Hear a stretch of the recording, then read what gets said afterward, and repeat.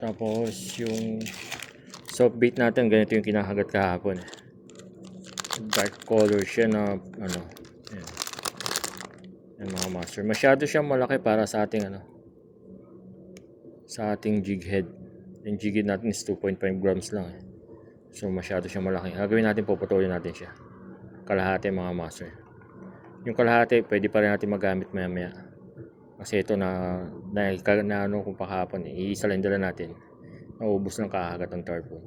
So ito, subok ulit tayo mga master.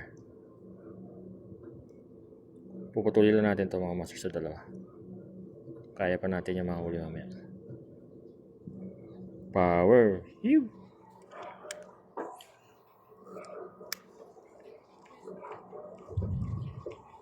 Strike! Strike! Oh, keeping it low para hindi siya lumundag. Sunod lang natin siya.